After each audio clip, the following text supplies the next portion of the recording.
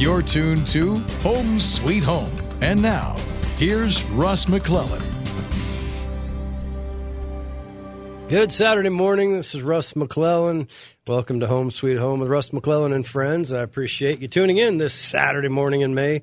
Hey, I tell you what, life is weird, people. Holy crap. We're seeing some cool stuff happen, aren't we? You know, just everything's normal and as is. Everybody's lifestyle is just, mundane, or maybe not so much. Here's the good news.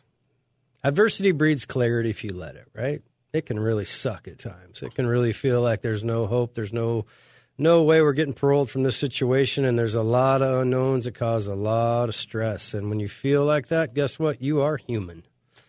So let's talk about what we can do about it. You know, I've been in real estate a long time.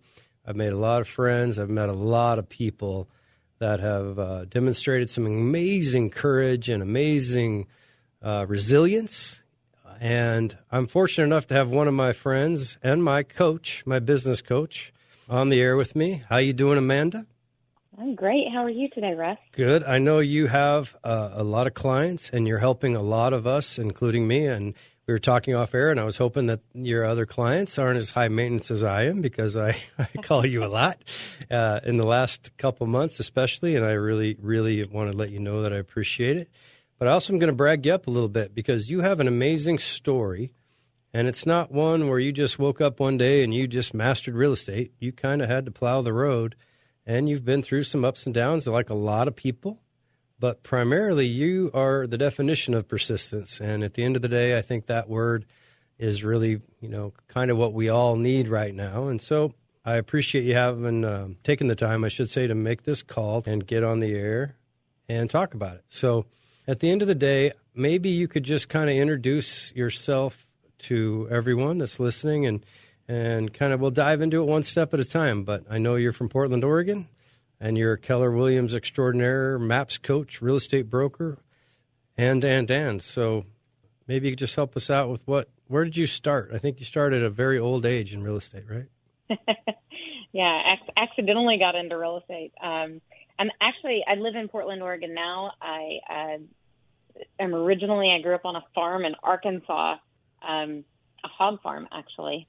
So I didn't start in Portland, Oregon. I didn't start in Metro land for sure. You're an Arkansas girl on a hog farm. So that's like everybody, right? Everybody comes from a hog farm in Arkansas. Oh, yeah, maybe. So that's fun. Yeah, and I'm one of 8 children. And I'm the only one that does not live right there in my pretty small hometown. We were 13 miles from the nearest town that had 3,000 people. So very rural area that I grew up in, and a lot of great memories there. I don't think I appreciated as much as a kid as I do now, of course. But I learned a lot of really valuable life lessons there. I watched my dad work really hard, and he always said, if you work really hard and keep your heart in the right place, you'll make plenty of money. And that mantra has served me really, really well in all of my endeavors, I think. So how do you go from, what did you say, 13 miles out of a town of 3,000 people in Arkansas living on a hog farm to, that's quite a story to go. I know a little bit about your history, but where did real estate come into play? How did that even surface in your environment?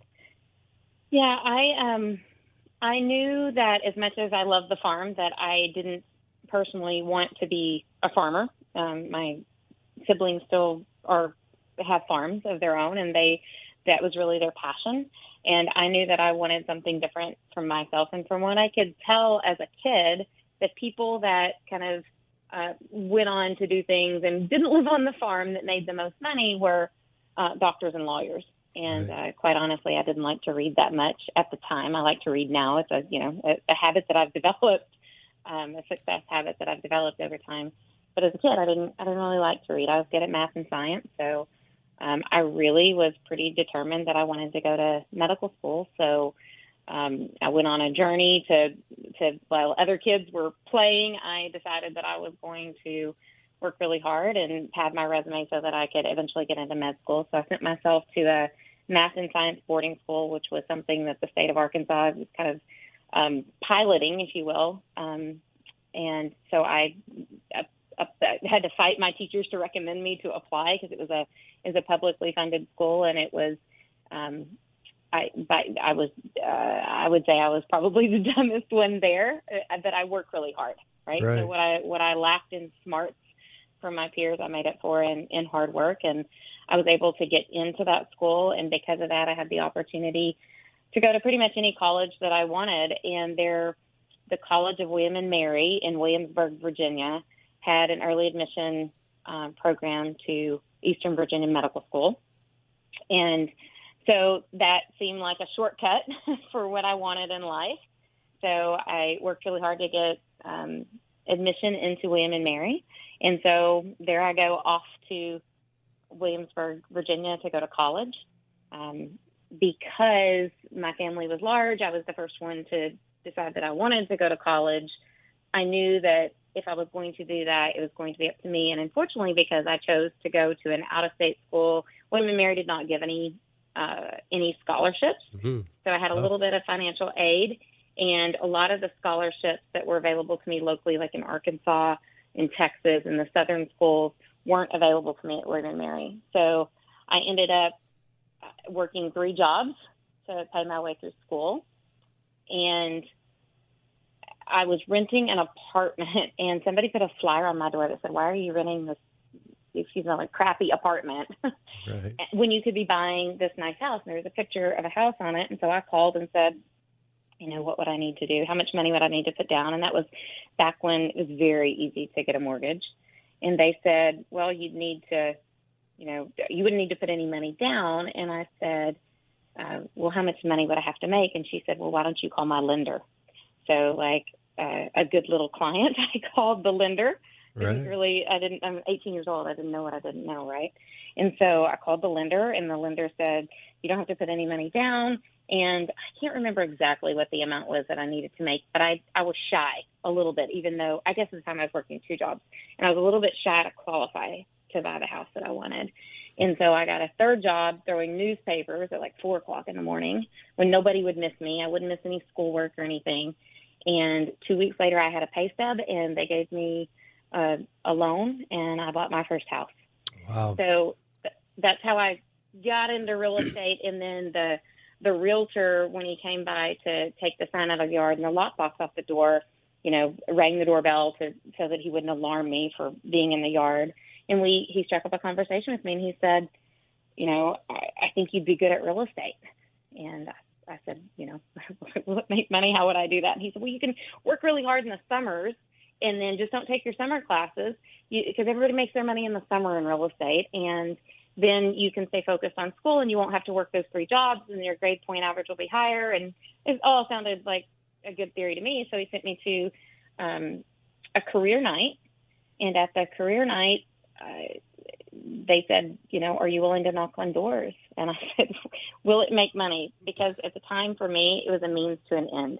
I needed a job that paid well so that I could keep my grades high and I could get my early admission, which was the whole reason that I had moved 1,100 miles across the country away from my family.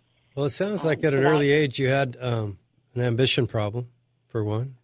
You were kind of lazy. Yeah, nobody's ever accused me of being lazy, but okay. I can buy that pretty honestly. So, and at 18, here you are just targeting, you're like triangulating your goals and like mortars. You're just kind of triangulating, focusing, or maybe a sniper is a better military analogy, that you just go get it. Just to fast forward, to put this in perspective, you're now sitting, how many years later? Not that many. You're not that old. It's been a few. And you got, I don't know, I haven't sold a home personally in 13 years. Yeah, 70-some MAPS coaching clients with a tremendous resume of success and helping others achieve success in real estate. And so just wanted to kind of lay that framework. And as you go back, one of the things I like to do on the radio show here at Home Sweet Home is simply talk about options for people and maybe showing them ways, just like that person showed you at a very young age. If you want something, it's available to you. And real estate often is kind of misunderstood. I think sometimes we try to overcomplicate the business, not saying it's easy, but it's not as complicated as some careers are, actually. I mean, it's not aerospace engineering. It's not, you don't have to go to school for 8 years and be, pass the bar exam or go to medical school. Yet it's not easy. I mean, sometimes you got to work, but to me, real estate is an avenue where a lot of people can do it. A lot of nice people with great work ethics, integrity-based, honest, if they have the right coaching. And I'm blessed to have you as a coach. So with that, I just kind of want to learn and share a little bit more about your story from how real estate kind of grabbed you. And you went from, hey, I'm going to make a little money to boom, you're hooked. Well, yeah, I think the key was that I always had a heart for helping people. And what I found in real estate was I got to help people just like I wanted to do in medicine, but it was never life-threatening. So I was good at it. I've always been good at helping people. And I think, what strikes me about the career night that I showed up for is the instructor asked, everybody in the room to share at the beginning why they wanted to get in real estate. Now, I was in an area that had a lot of military.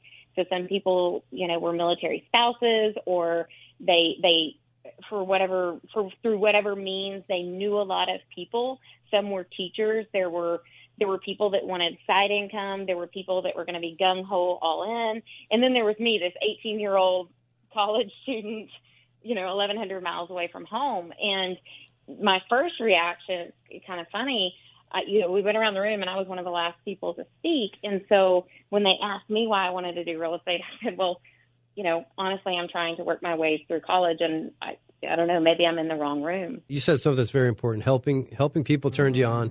And right now, coming from a place of contribution is a big deal. So when we come back, I want to learn how you went from that to just full-blown engagement in a career that's turned into what it has been. So appreciate you tuning in. We'll be back in a few minutes with Home Sweet Home and Russ McClellan and friends. Home Sweet Home. Thanks, Keller Williams. I love my dream home.